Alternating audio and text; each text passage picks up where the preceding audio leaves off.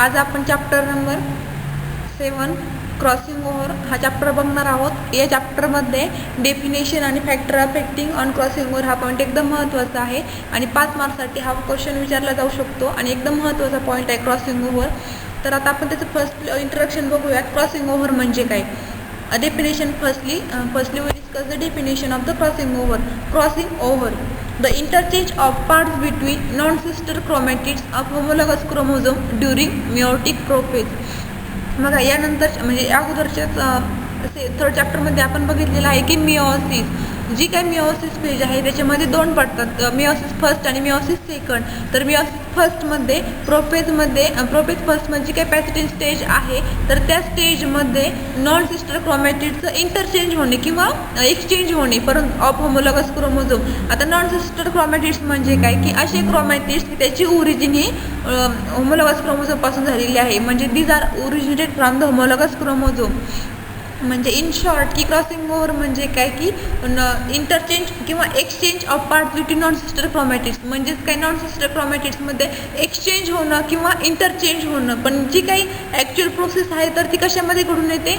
जी काही meiosis फर्स्टमध्ये prophase फर्स्टमध्ये 5 नंबरची phase आहे की पॅसिटिन। आपण ज्यावेळेस बघितलं मिओसिस आणि मायटोसिस तर जी काय क्रॉसिंग ओव्हर आहे तर ती कुठल्या फेजमध्ये घडून येते तर पॅसिटिनमध्ये। म्हणजेच काय की दोन वेगवेगळ्या म्हणजे दोन सिस्टर क्रोमॅटिड्समध्ये पार्टचं किंवा मटेरियलचं एक्सचेंज होणे किंवा इंटरचेंज होणे म्हणजेच काय क्रॉसिंग ओव्हर। म्हणजे क्रॉसिंग ओव्हरसाठी दोन नॉन सिस्टर क्रोमॅटिड्सचे डिपेंड्स आहे आणि जे काही नॉन सिस्टर क्रोमॅटिड्स आहे तर ते these are the originated from the homologous chromosome. In other words, crossing over results from exchange of genetic material between non-sister chromatids। दुसऱ्याच भाषेमध्ये काय की क्रॉसिंग ओव्हर म्हणजे काय किंवा क्रॉसिंग ओव्हर रिझल्ट केव्हा येईल की ज्या वेळेस दोन वेगवेगळ्या नॉन सिस्टर क्रोमॅटिड्सचं जेनेटिक मटेरियल एक्सचेंज होईल किंवा इंटरचेंज होईल।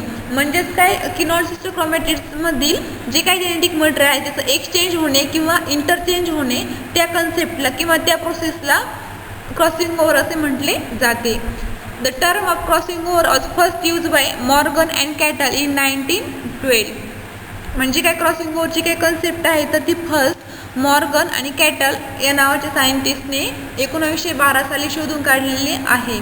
आता क्रॉसिंग ओव्हर म्हणजे थोडक्यात एकदम सोपी डेफिनेशन आहे की दोन वेगवेगळ्या क्रोमॅटिड्समधील जेनेटिक मटेरियल एक्सचेंज होणे किंवा मग की दोन वेगवेगळ्या सिस्टर क्रोमॅटिड्समधील जे काही पार्ट्स आहेत त्याचं इंटरचेंज होणं आणि जी काही ॲक्च्युअल क्रॉसिंग ओव्हर प्रोसेस आहे तर ती कुठल्या पेजमध्ये घडून येते तर मिओसिस फर्स्टमधील प्रोफेज फर्स्टमधील पॅसिटिन। म्हणजे क्रॉसिंग ओव्हर ही कुठल्या स्टेजमध्ये घडून येते तर मिओसिसमधील प्रोफेज फर्स्टमधील पॅसिटिन या फेजमध्ये किंवा या स्टेजमध्ये crossing over are the takes place.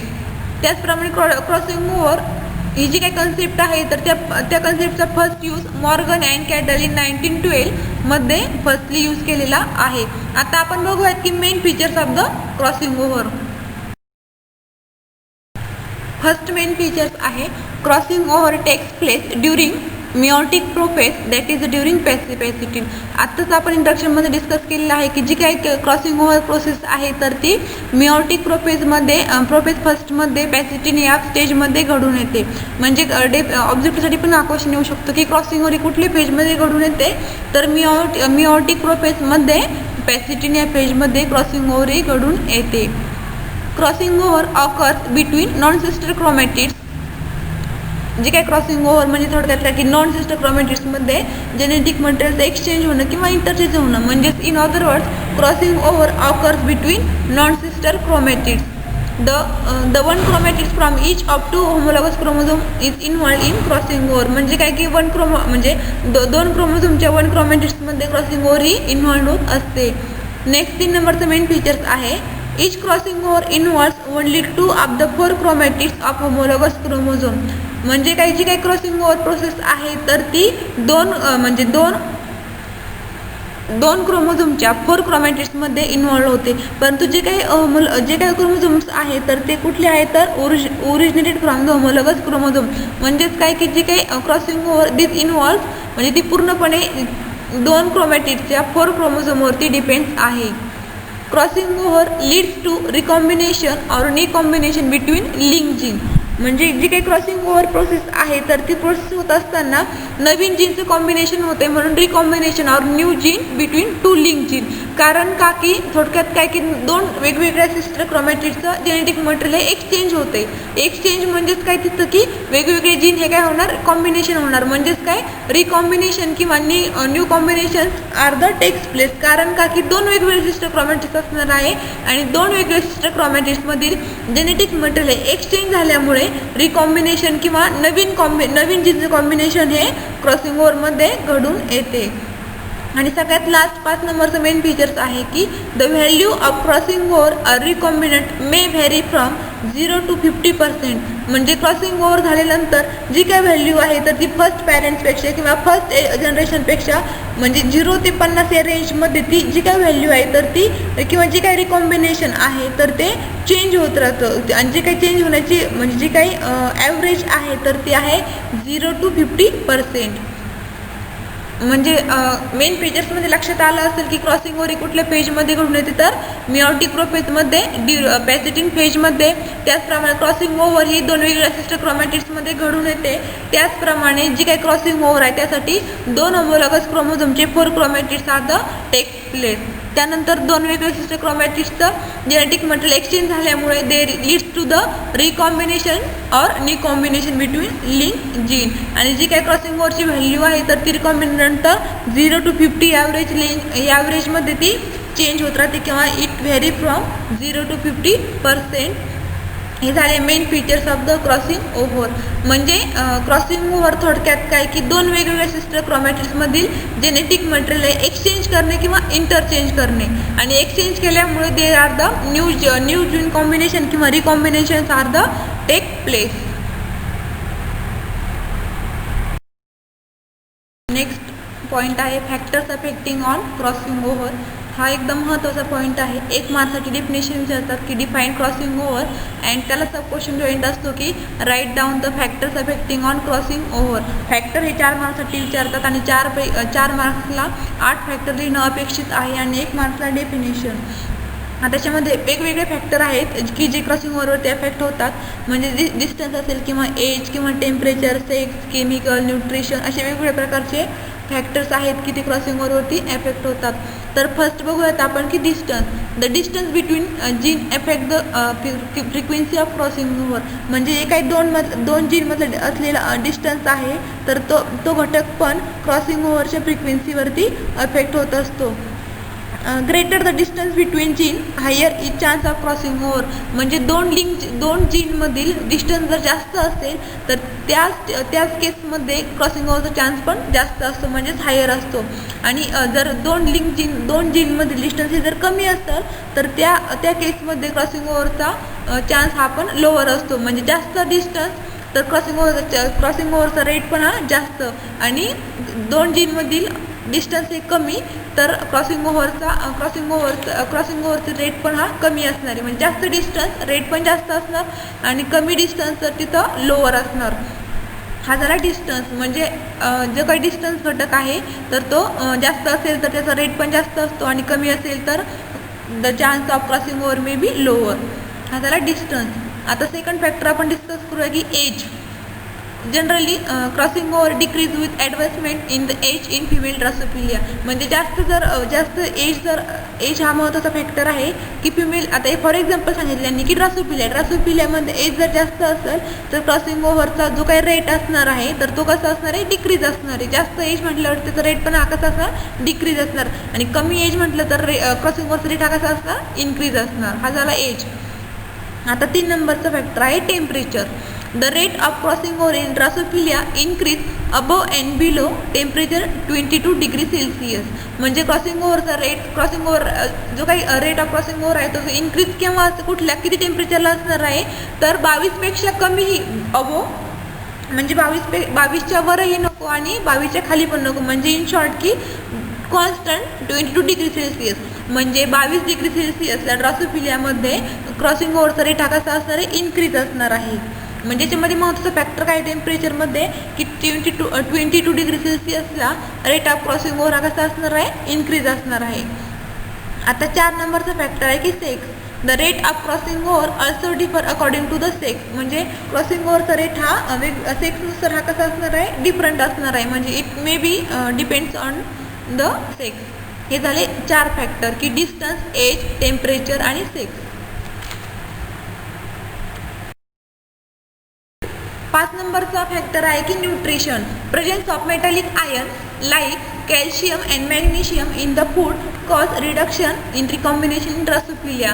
आता बऱ्याच ठिकाणी ड्रासोफिलियाचं एक्झाम्पल दिलेलं आहे की ड्रासोफिलियामध्ये जर मेटॅलिक आयर्न्स आढळले असतील, for example calcium and magnesium की त्या फूडमध्ये, तर त्या केसमध्ये रेट ऑफ क्रॉसिंग ओव्हर हा रिड्यूस होणार आहे. म्हणजेच काय, decrease the rate of crossing over. पण केव्हा की ज्या वेळेस फूडमध्ये मेटॅलिक आयर्न्स म्हणजेच कॅल्शियम आणि मॅग्नेशियम हे फाउंड होतील, त्या ड्रासोफिलियामध्ये जो काही क्रॉसिंग ओव्हरचा रेट आहे तर ते रिड्यूस होईल किंवा decrease the rate of crossing over. हे झालं न्यूट्रिशन. म्हणजे हा फॅक्टर पूर्णपणे कशावर डिपेंड्स आहे, तर कॅल्शियम आणि मॅग्नेशियम हे जर आयर्न जर आढळून आले तर त्या केसमध्ये जो काही क्रॉसिंग ओव्हरचा रेट आहे तर तो काय होईल, रिड्यूस होईल किंवा डिक्रीज होणार. आता 6 नंबरचा फॅक्टर आहे chemicals. Treatment with mutagenic chemicals like alkalic agent was found to increase the frequency of crossing over. म्हणजे लक्षात आलंच असेल की काही फॅक्टर असे आहेत की त्यामुळे क्रॉसिंग ओव्हरचा रेट हा इन्क्रीज होतो, परंतु काही फॅक्टर असे आहेत की त्यामुळे क्रॉसिंग ओव्हरचा रेट हा डिक्रीज होतो. आता आपण न्यूट्रिशनमध्ये बघितलं की कॅल्शियम आणि मॅग्नेशियम फूडमध्ये जर आढळले तर त्या केसमध्ये क्रॉसिंग ओव्हरचा रेट हा काय होतोय, रिड्यूस होतोय. म्हणजे काय होतोय, तो डिक्रीज होतोय. परंतु केमिकल्समध्ये जे काही म्युटेजेनिक केमिकल्स जर आढळून आले, फॉर एक्झाम्पल अल्कलेटिंग एजंट, तर त्या केसमध्ये क्रॉसिंग ओव्हरची जी काही फ्रिक्वेन्सी आहे किंवा जो काही रेट ऑफ क्रॉसिंग ओव्हर आहे तो काय होतोय, इन्क्रीज होतोय. म्हणजे न्यूट्रिशनमध्ये काय होतंय, क्रॉसिंग ओव्हर रेट हा कमी होतोय म्हणजे रिड्यूस होतोय. आणि केमिकल्समुळे क्रॉसिंग ओव्हरचा रेट हा काय होतोय, इन्क्रीज होतोय. म्हणजेच काय होतोय, तो देअर इज द ॲडिशन होते बघा, मग increase the frequency of crossing over.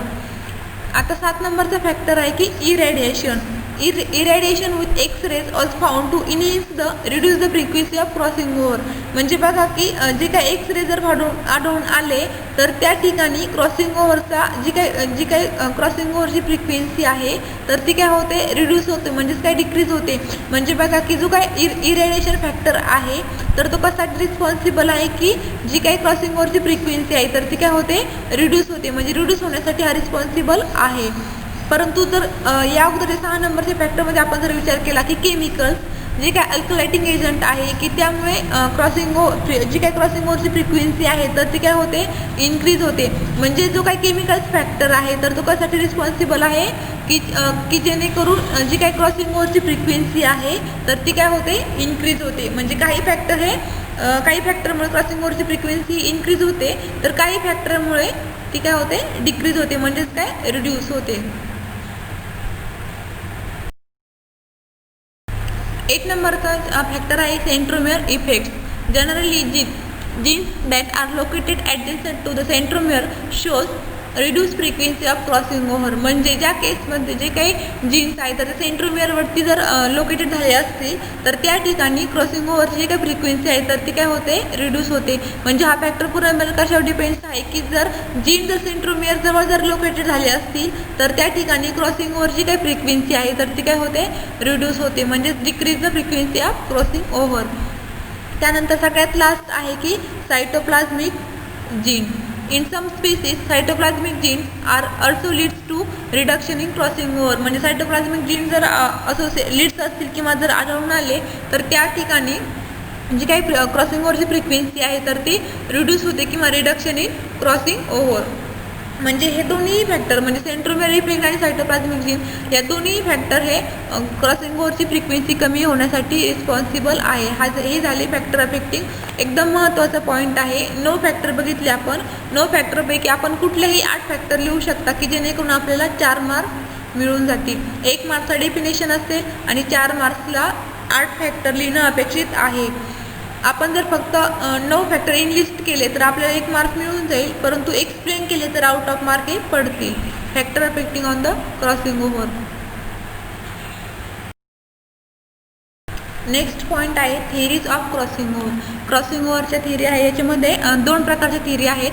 पहिली आहे फर्स्ट आहे classical theory and second one आहे चास्मा टाईप थिअरी.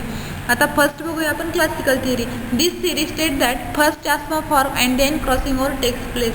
म्हणजे क्लासिकल थिअरी स्टेटमेंट असं आहे की फर्स्ट चास्मा फॉर्म होतो आणि नंतर क्रॉसिंग ओव्हरही होते. आता सेकंड थिअरी आहे बघा chiasma type theory. According this theory propose by Janssens and later elaborated by Belling and Darlington. म्हणजे फर्स्ट जॅन्सिन या नावाच्या सायंटिस्टने ती प्रपोज केली आहे, परंतु ती विस्तारित केली आहे Belling and Darlington. According to this theory first crossing over occurs and then chiasma is form. बघा आता चास्मा टाईप थिअरी आहे, तर त्या थिअरीचं स्टेटमेंट काय आहे, तर फर्स्ट क्रॉसिंग ओव्हर होते आणि नंतर चास्मा फॉर्म होतो.